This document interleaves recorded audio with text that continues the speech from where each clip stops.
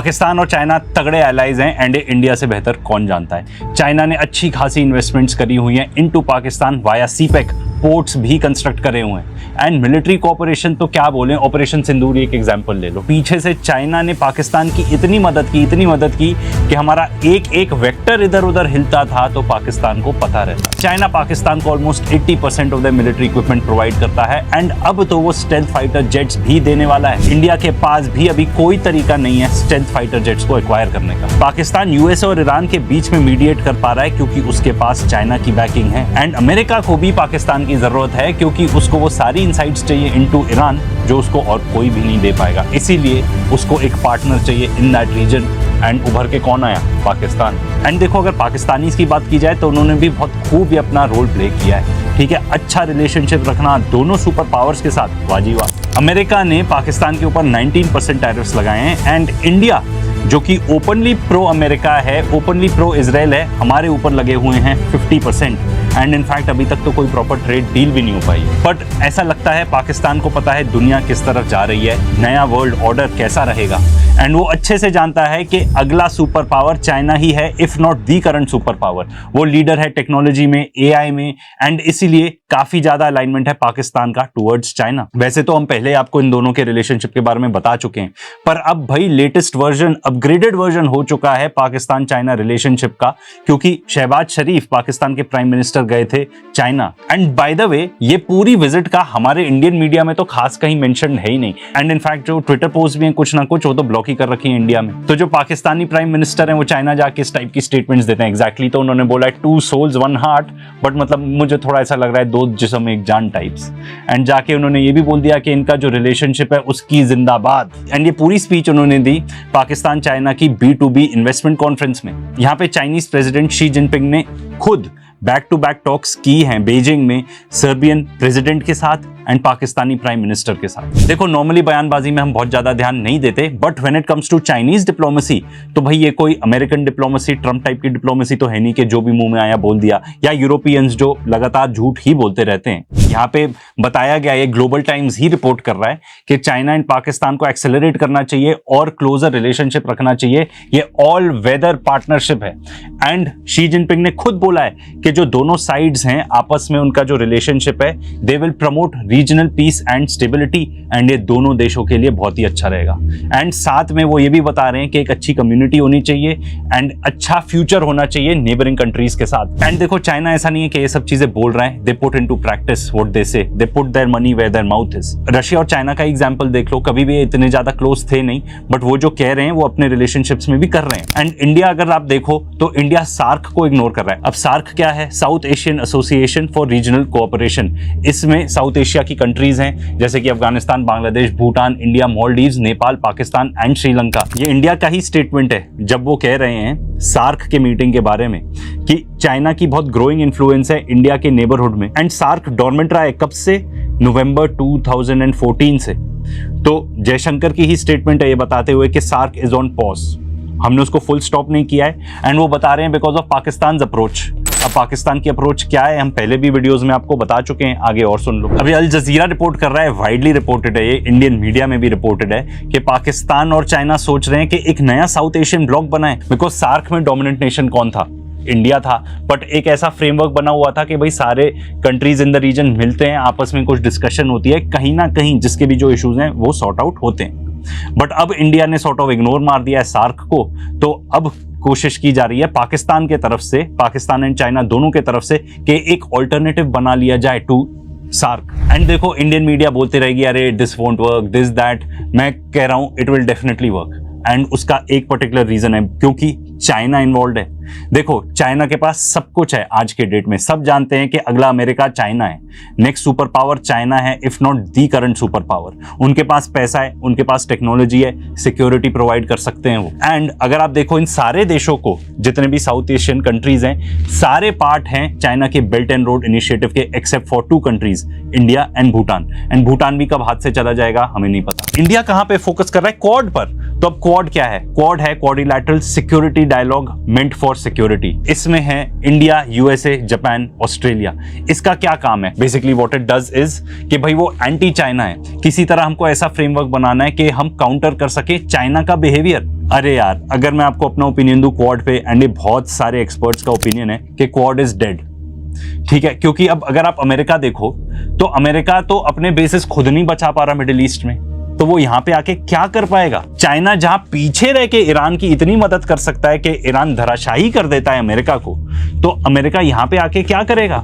And ऊपर से China already clear कर चुका है अमेरिका को कि भाई ताइवान वाले किस्से से ना तुम बाहर रहो। अब तो अमेरिका के ये हाल है कि वो जो प्रॉमिस करते हैं ना वेपन्स ताइवान को देने के लिए, उनके पास वो वेपन्स भी नहीं है देने के लिए। एंड एक इंपॉर्टेंट बात, स्ट्रेट ऑफ हॉर्मूज बंद है चाइनीज वेसल्स के लिए। You can sort of imagine के खुला है। किसी की दम है इंक्लूडिंग अमेरिका के जाके चाइनीज वेसल्स को टच करे, उसको अटैक करे। एंड ऊपर से अमेरिका दिखा चुका है कि वो कितना अच्छा एलाय है। साउथ कोरिया से, जो उसका लॉन्ग टर्म एलाय है, वहां से एयर डिफेंसेस मूव करके ले आए मिडिल ईस्ट इजराइल को देने के लिए।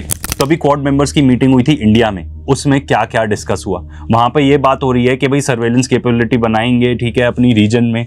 अंग्रेजी काफी सारी लिखी हुई है। एंड वो ये बोल रहे हैं कि फिजी के अंदर अपना पोर्ट इंफ्रास्ट्रक्चर है उसको अपग्रेड करेंगे। ठीक है, अब सबसे इंपॉर्टेंट बात, इंडिया होप कर रहा था, एंड इनफैक्ट क्वाड को रिवाइव करने के लिए सब ये होप कर रहे थे कि जो हेड ऑफ स्टेट्स हैं, मतलब बेसिकली ट्रंप आएंगे इंडिया, ठीक है, क्वाड मीटिंग करने के लिए।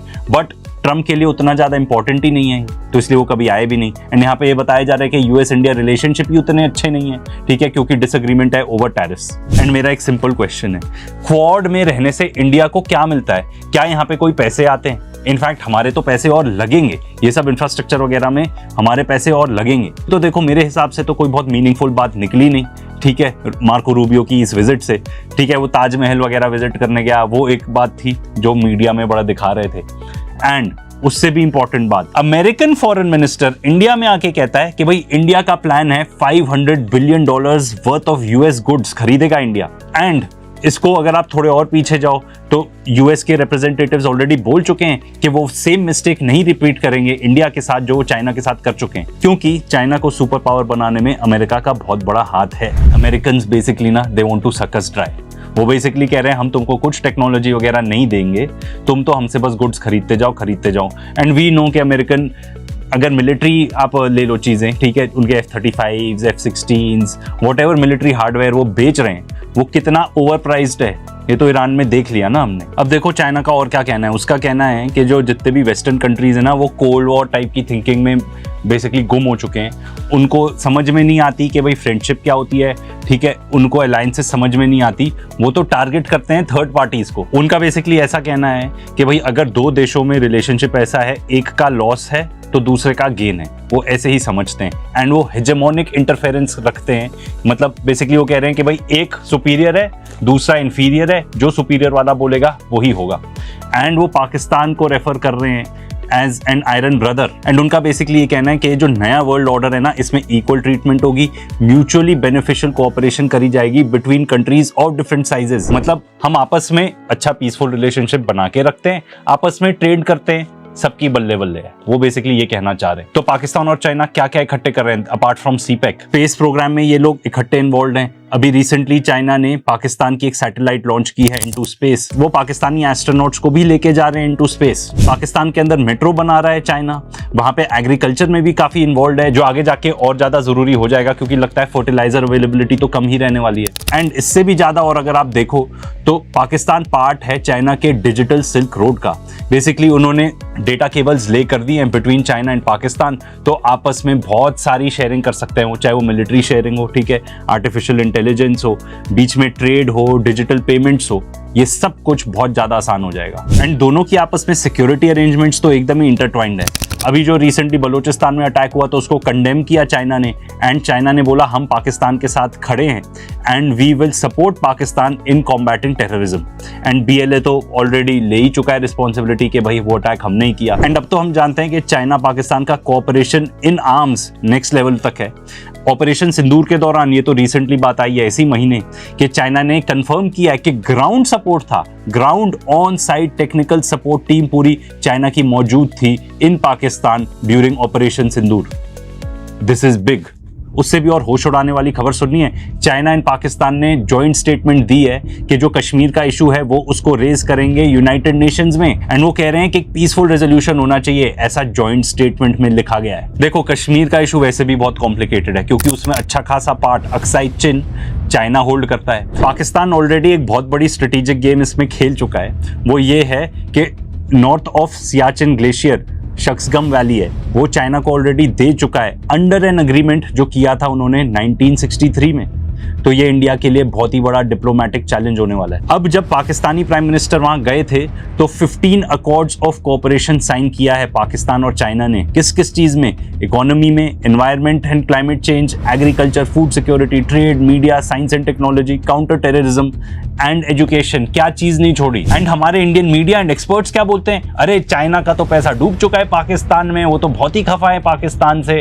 अरे यार, अगर ऐसी स्थिति होती तो चाइना और क्यों अग्रीमेंट्स करेगा जाके? एंड देखो, बहुत सिंपल है, ज्यादातर ये जो इन्वेस्टमेंट्स हैं, जितने भी अग्रीमेंट्स हैं ना, तो चाइना के पास ज्यादा पैसा है, वहां की कंपनीज के पास ज्यादा पैसा है, तो वो सारे इन्वेस्टमेंट्स करेंगे पाकिस्तान के अंदर। एंड अब बहुत सारे इंडियन लोग बोलेंगे हमें क्या जरूरत है भाई चाइनीज इन्वेस्टमेंट की, हमारे पास तो बहुत ज्यादा पैसा है। लेट मी टेल यू, नहीं है बहुत ज्यादा पैसा। FIIs वैसे भी बहुत ज्यादा एग्जिट कर चुके हैं एंड हमारी गवर्नमेंट ने ही चाइनीज इन्वेस्टमेंट्स लाने के लिए इंडिया के अंदर उनके लिए जो रूल्स हैं उसको ईज किया है।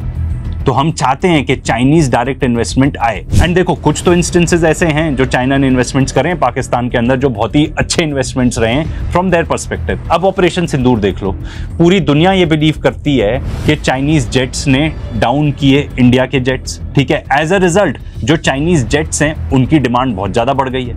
अब चाइना और पाकिस्तान मिलकर एक JF-17 फाइटर जेट बनाते हैं, ठीक है। वो पाकिस्तान ने बांग्लादेश को बेचा है और कितने देशों को बेचा है। काफी इंटरेस्ट है लोगों का इस पर्टिकुलर फाइटर जेट में, specially after Pakistan India clashes. And ये बात मैं नहीं कह रहा हूं, ये बात इंटरनेशनल मीडिया में रिपोर्टेड है। एंड अगर चाइना की बात करें तो भाई we know at this point technology में सबसे आगे चाइना है। खासतौर पे रिन्यूएबल्स का अगर आप देख लो तो EVs, best EVs, most selling EVs BYD Chinese company है। वो तो अब इलेक्ट्रिक ट्रक्स भी बनाने लगे हैं भाई। उनके पास रेयर अर्थ मिनरल्स हैं जो यूएस के पास भी नहीं है, जिसके बिना उनके खुद के F-35 जेट्स नहीं बनते। एंड किसी चीज में अभी चाइना पीछे है तो वो है एयरक्राफ्ट में, पर वो अपने एयरक्राफ्ट भी बनाता है। चिप्स में, जैसे जो AI की चिप्स होती हैं, खासतौर पे सुपर चिप्स जो एनवीडिया बनाता है।